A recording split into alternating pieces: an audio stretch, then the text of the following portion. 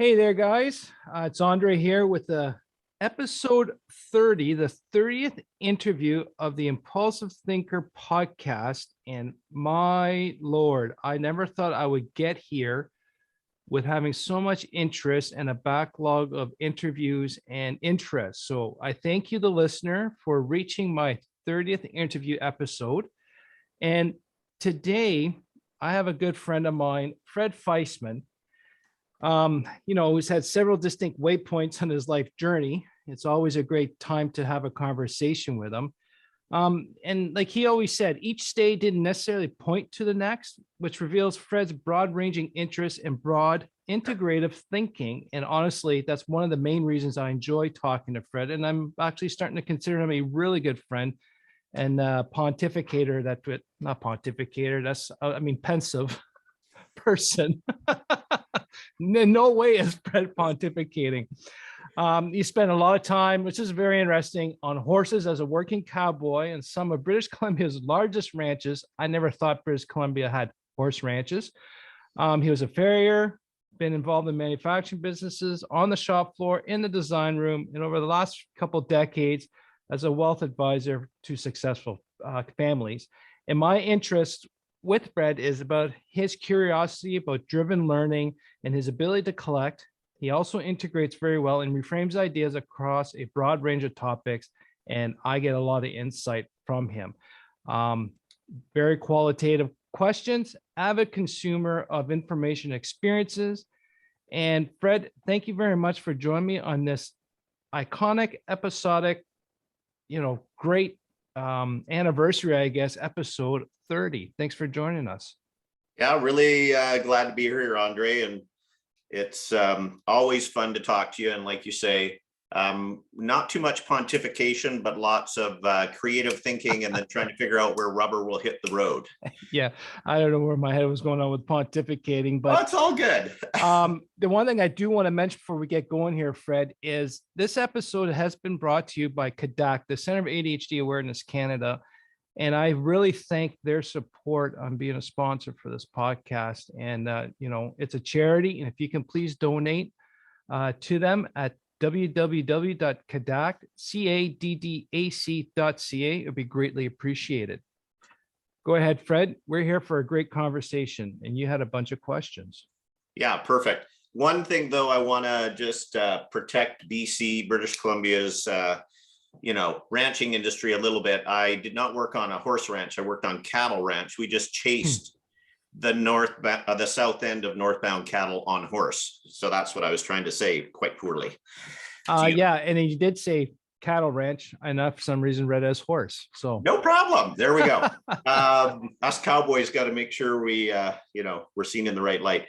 So now that's enough about me. What I was, and I really appreciate being here because whenever we talk, to get back to the roots of what you call your podcast, I think, when we talk, there's this spark through conversation that leads to some impulsive thinking. And there's where the creativity comes, right? So that's the goal today, is for me to hopefully ask some questions and spark something creative out of this for you and the listeners after what is now 30 sessions of something that you started last October of 2021. Yep. 2020. Yeah. So 2021. It's 2022. Oh, right on. Yeah. My mistake. There we go. Time flies. It was launched in October 2021 for ADHD Awareness Month. Right on. And so when I went back and I looked at that first interview with Nicole, just to remind myself of what you thought was going to be happening going forward and why you started all this. And so my first thought was, I wonder what Andre has become more convicted on or less convicted on over these 30 plus long form episodes, and then probably about 30 of your shorts? Correct. Yep. Yeah. So back to the question, if you observe back from when you started to now, what do you think you become more convicted on or feel more strongly about?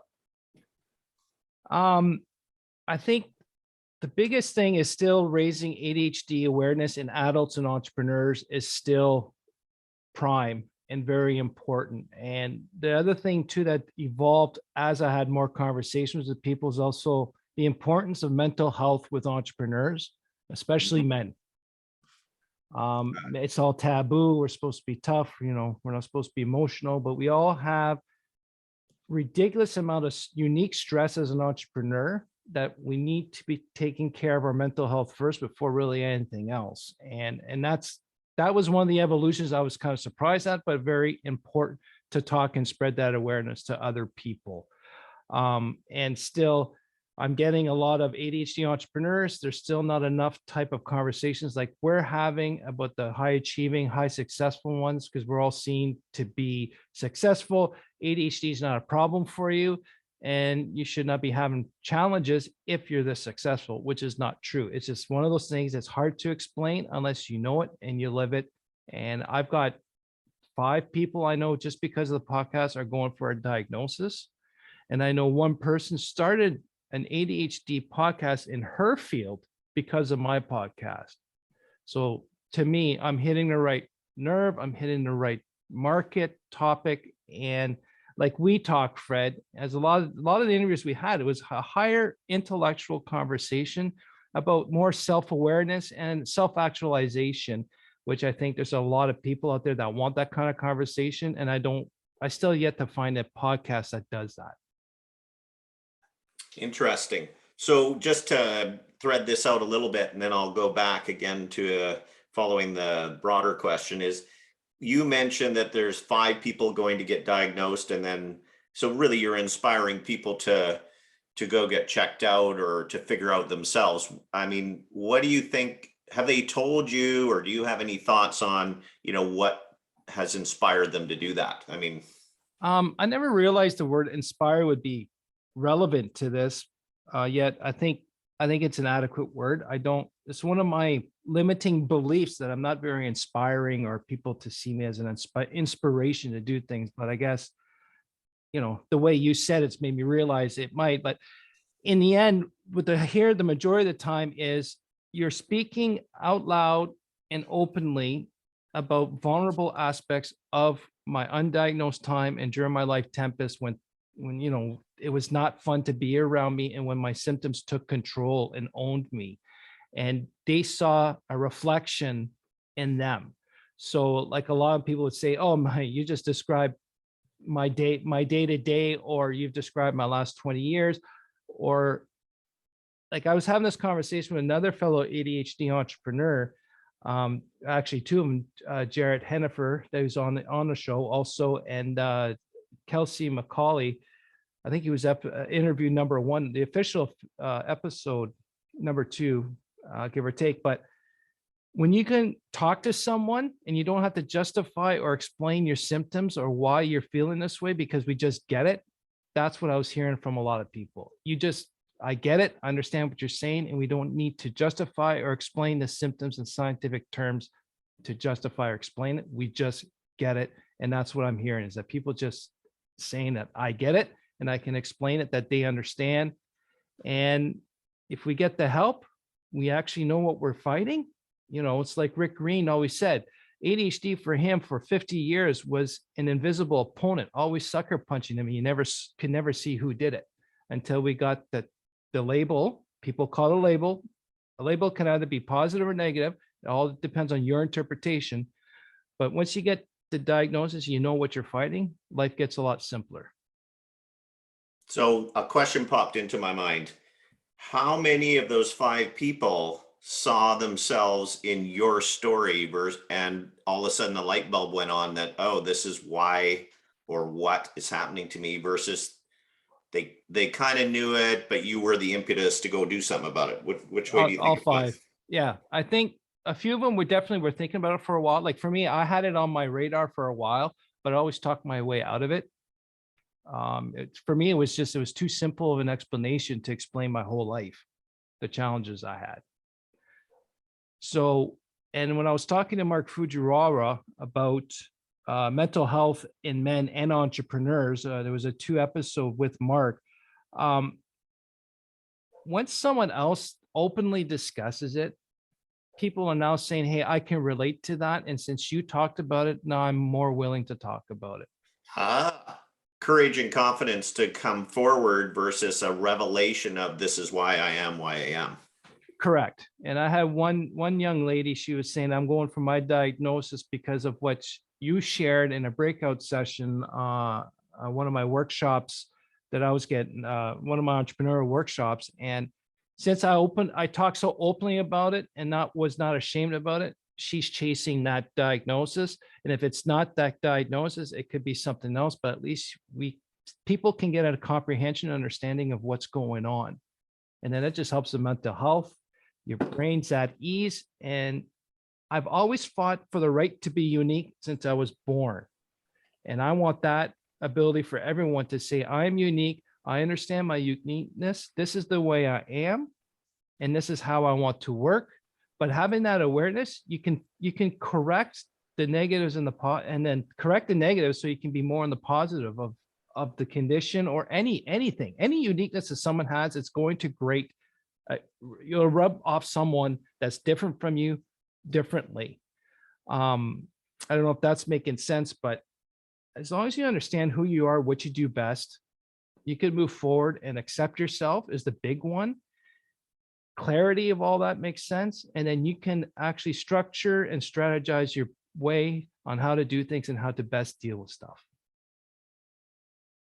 Interesting. Okay, so to wrap this particular one up, just to make sure I've got it, one of the unexpected byproducts was that all of a sudden, notwithstanding the mental health in men, which we can dive into some other time or further on, but that there are people now going to get diagnosed that may otherwise not have done it as quickly or seen the simplicity in the diagnosis. Not that that's simple in itself, but just, hey, this is a way to move forward.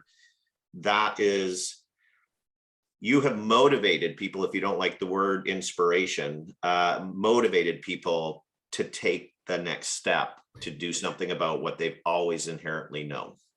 Correct. Yeah. And I prefer that word, motivated. And the other thing too is I talk about it without being ashamed. I own up to the conflicts or the complexities I've created in other people's lives or my lives because of it. But also explain to people, once you have that clarity, everything gets better as long as you want to put in the work and the effort. Yeah, that's awesome. Well, and what does come through the 30 long forms and also the other ones is that there seem to be no secrets. There is no mask anymore, or to a larger degree. There's right. And that's a big step ahead. Correct. By your own words. And self-acceptance, getting comfortable with yourself, the good, the bad. I think any entrepreneur needs to do that. What are habits that you don't like about yourself? What are personality traits you don't like about yourself? Own up to those. And either you decide that those are going to stay, but you can create strategies to minimize them, or work to change the habits and personalities. Get to know yourself is my whole thing. Understand your strengths and just move forward, and don't be ashamed or apologetic because that you do things differently and uniquely and it bothers other people. Maybe those people that it bothers is not worth your time or effort. Fair enough. Right? Fair enough. Well, if they don't want to support you, why are you trying to get them to support you when they don't want to back you? And those are tough decisions to make depending on the people. Like I had to do that with my own family, with my own long-term friends, and even some other business colleagues. But in the end, I hate this, everyone uses it, but it's like in the airplane, when the oxygen mask come down, you got to put it on yourself first. You got to take care of yourself. And a lot of people are saying, take more time off, relax, do your hobbies and stuff. But I think now with these 30 episodes, what I'm actually starting to believe and starting to see the trend, and for me, is take care of your mental health first. Because if you don't take care of your mental health first, you can't relax. You can't decide to go on a holiday and enjoy yourself if you got high anxiety, or if you're depressed, or you got other conditions that are affecting your day-to-day, right? We got to take care of our mental health and not be ashamed of it. I meditate. I said it. I meditate. I haven't done in public. It helps me. It's one of my things for mindfulness, to get on top of things. And if I need to take sometimes, like I was teaching my youngest daughter who's got sensory auditory sensory disorder, extreme noise and louds and social conditions overwhelms her, and she either shuts down or just becomes very emotionally energized. And we need to, so with her, I say, if you need to take a break, just come and put your hand on my arm, give me 2 squeezes, and we'll just up and leave, and we go for a walk, get her out of the scenario and come back. And that's what I started to do. Like, I remember I was in Vegas, all the noise and back just overwhelmed me. And I knew if I stayed there too long, my symptoms would take over, my impulsivity, my mouth would run off, or I would start getting not to be fun around. So I just say, hey guys, I'll see you in about half an hour. I just went outside for a walk and came back just to get that rejuvenation, separation, and to get my mental health, my brain back on track so I can enjoy the rest of the evening. Got it.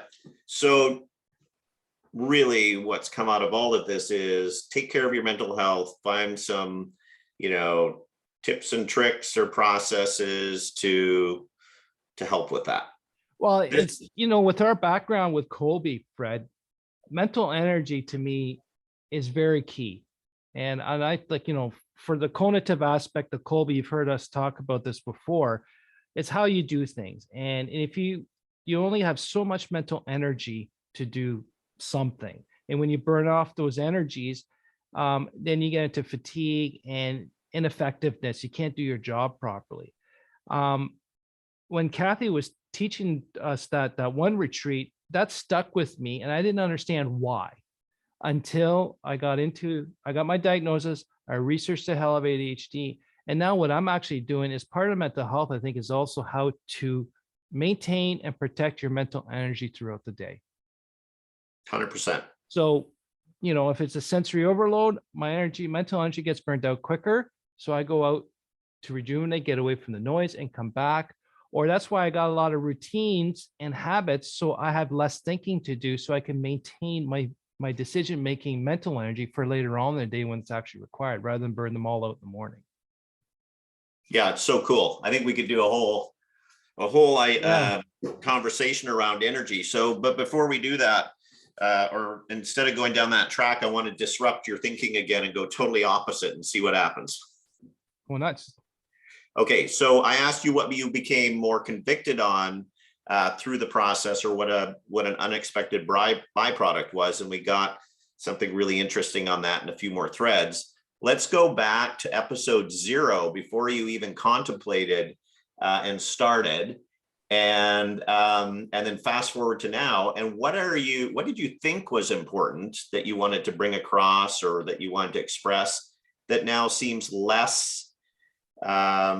Well, you've just paid less attention to it, or you have, talked about it and realized the impact isn't as great as you thought it'd be. Like what sort of things have kind of faded for now that you thought would be important? The one thing I thought I had to do, and I had listed a lot of topics where I thought were more popular type stuff. That's I thought people needed to hear the popular stuff. But that was me trying to fit in with a lot of other groups, ADHD groups, so I can fit in and get a better. I just thought I had to follow a trend.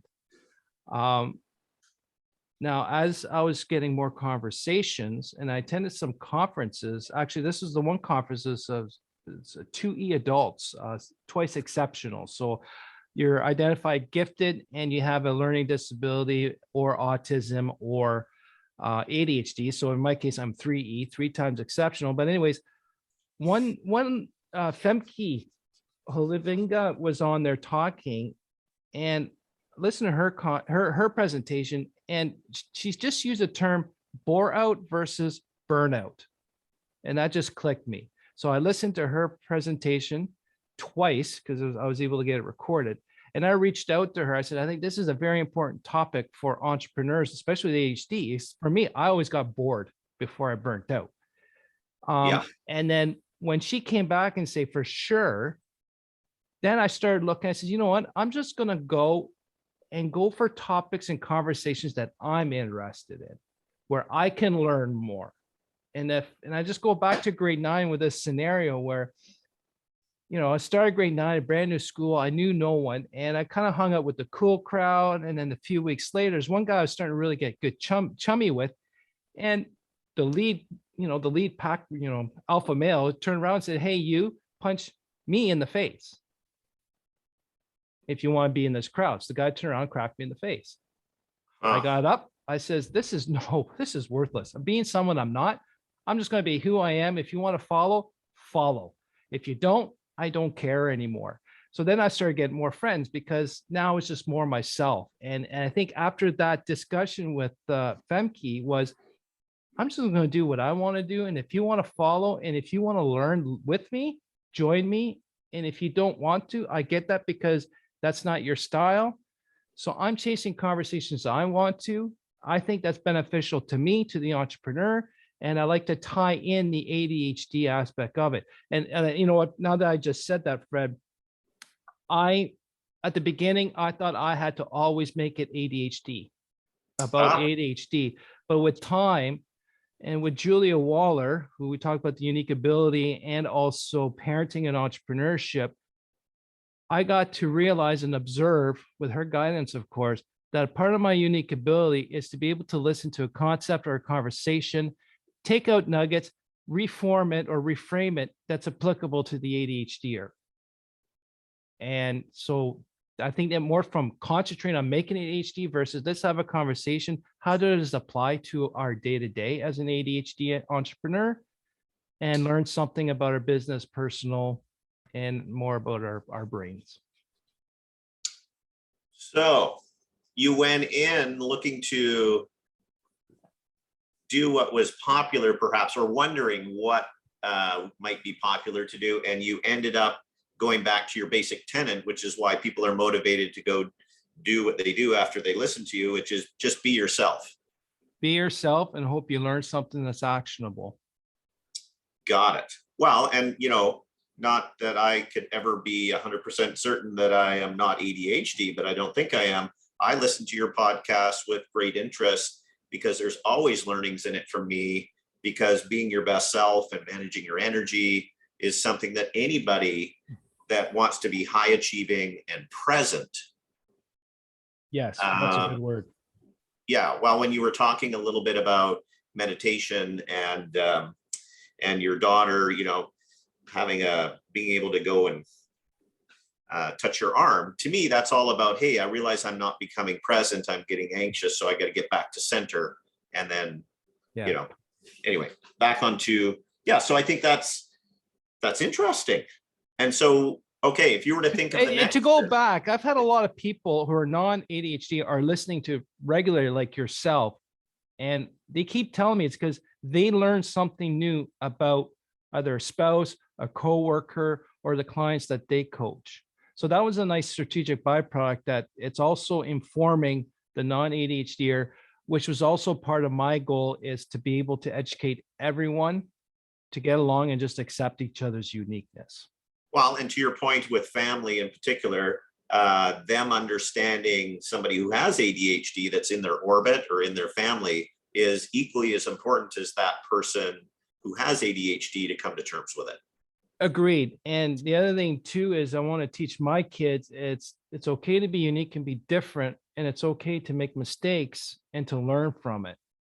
And I have to say that when a lot of people told me it was very brave and almost dumb to do it, but the first episode in the new year 2022, I brought on my oldest daughter, and we discussed that life tempest time where I was intolerable when I was undiagnosed, in the process of getting a diagnosis. And it was an open, raw conversation about, she was open and honest about how I was not fun to be around.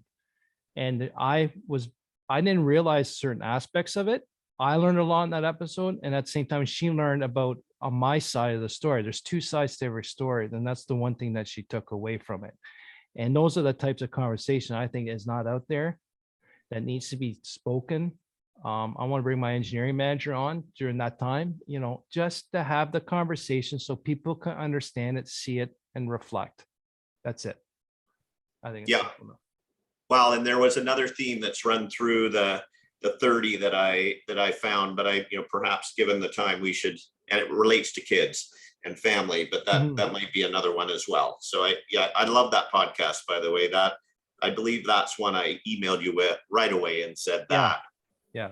That was not only courageous, but just really interesting. And what you're doing with your podcasts, for me anyway, is, and I suspect this is why the 5 people are motivated to go do something about their situation, is I can see some of my circumstances in what you guys are relating, or you're relating with your family. And then taking that model or that framework, I can go, oh, that kind of reorganizes my thinking about some things. And now I have either a greater understanding or an action step perhaps that I can try for my world that becomes mine. It's not yours, it's mine. It's and yours. Yeah. I would say that's the power perhaps of what I'm seeing in the last 30 episodes of yours. And you know what? I never realized that, but you're right. Those challenges are unique. It's not only unique to ADHD. There's a lot of people that have it. And it's just that ADHD complicates it a little more than most. Right. But I think I never realized that the challenges, entrepreneur wise, family wise, relationship wise, it's similar to everyone, but then ADHD just complicates it a little more. So I never made that realization. So I thank you for that, Fred. It's been great. And to your point on, I'm one of these guys that likes to look at things that are extreme and then come back to the middle with some of the simple truths. And what I'm hearing in what you just said about ADHD is, that complicates things. But then when you, to your words, I can't live your guys' life, but if it's complicating things and you could find a way through it, the simple truths that work for you have broad application for those that don't have to go to that extreme to learn it, if they're open to learning. Yes, exactly. What are your 3 main takeaways from this conversation, Fred? Wow, you're using my own question on me. I love it. Yes, I am. And people who know me will laugh because that's the only way to finish a conversation. So I'm babbling away a little bit just to give myself some time. Well, that last thing that I said to you is a big takeaway is I know now that the reason I keep coming back to listen to your podcast, which, I am, as I said, an avid consumer of things, but only if I maintain mental engagement, right? I don't have, and I believe it's because the things that are happening through your podcast are applicable in a broad application, and listening to the origin story of how you come to it is just as important as the method or the structure, because you giving me a solution may not be my solution, but understand how you got there. I can tweak it for me. Oh, thank you, man. That means a lot. And that's what I hope I can do for everyone. I don't have the answer for everyone's solution. And I hope that I can give you my thought process to get to yours. And that's what I want to do, is to help people get to their own unique solutions that's unique to them and their ADHD. Perfect. So now to turn this back on you quickly, because I know we're running out of time. I started this saying I was hoping we could live in the spirit of impulsive thinking through conversation and sparking something new and creative for you. I guess the answer to the question will be, what will that be? And if it was nothing, I perhaps didn't do that. No, to me, it is the podcast is relatable to everyone. Got it. That to me was a big one. I knew it would be there to help other people learn and understand about ADHDers, but you just explained to me that it's relatable to everyone, and no matter who or what is there, they can learn more about themselves, their unique ways, how to help their companies work, and at the same time, how you can be a better person to your staff, your friends, and your family. It's relatable. And I never realized that till now. Awesome. Well, thanks for having me on and letting me ask some questions of you, André. It's been great. Well, you know what, Fred, I'm really happy that you're able to do this for episode 30. I don't know if it's, I think episode 30 or interview 30 is a big deal. There's no podcast fade. I'm still going on. I still have a lot more coming, and I'm excited for the future conversations. But to me, this is a big milestone. That was the word I was trying to figure out at the beginning of the episode, was milestone. So let's see if I can cut that in as a milestone. But anyways, and I'm very fortunate you're able to have your time for this, Fred. It means a lot to me. You can do this.